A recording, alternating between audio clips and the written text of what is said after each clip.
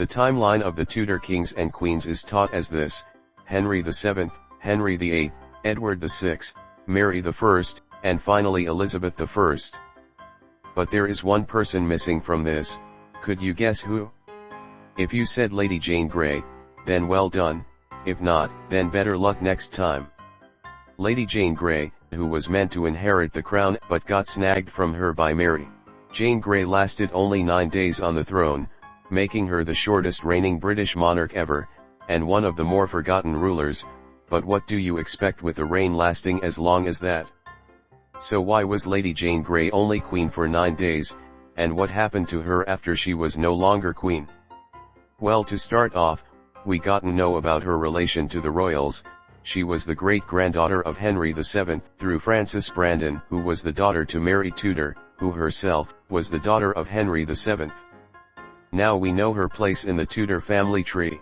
Her beginnings to become closer to the crown was in Henry VIII's will, where he stated that his children would get the crown first, which went from Edward to Mary, then Elizabeth. If these three didn't have any children to continue the Tudor name, then the crown would be passed over to the heirs of Mary Tudor, Henry's younger sister.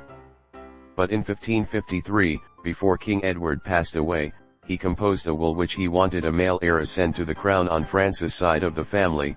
Only a tiny problem: there were no men on that side. He chose Jane Grey to be the next heir to the throne, not only because she was the oldest daughter of Frances Brandon, but because she was also a devoted Protestant, just like him, which would shift the line of succession around a little to work around Jane Grey and her sons, if she ever had any. Spoilers, she didn't.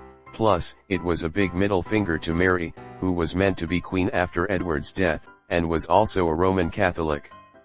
Edward wanted this version of the will to be copied and made official, with signatures from the whole Privy Council, as well as some other people close to him.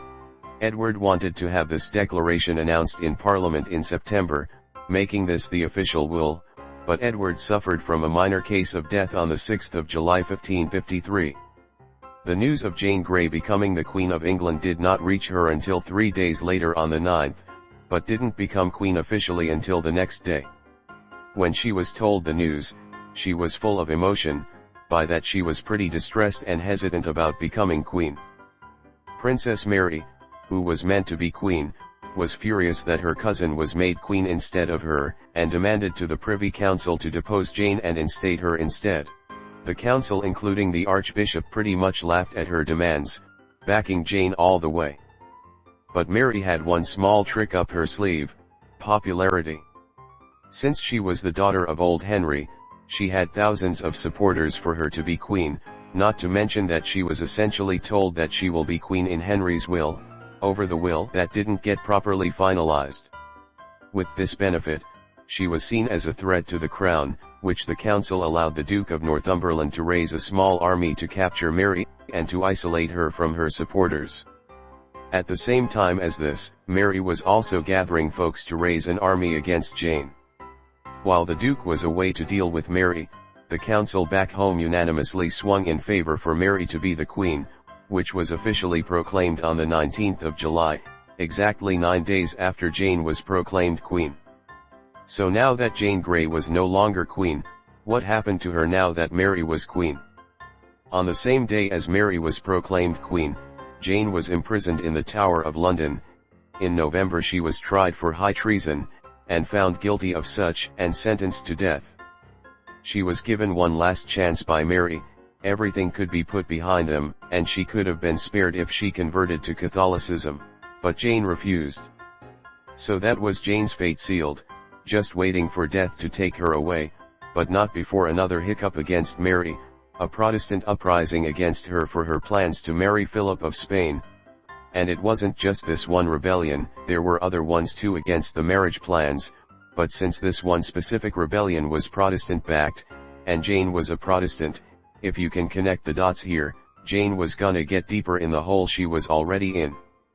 So after this little kerfuffle, which had no intentions of putting Jane back on the throne by the way, Mary chose to execute her, and on the 12th of February, she was taken out to the Tower Green, gave a little speech, and finally, was beheaded.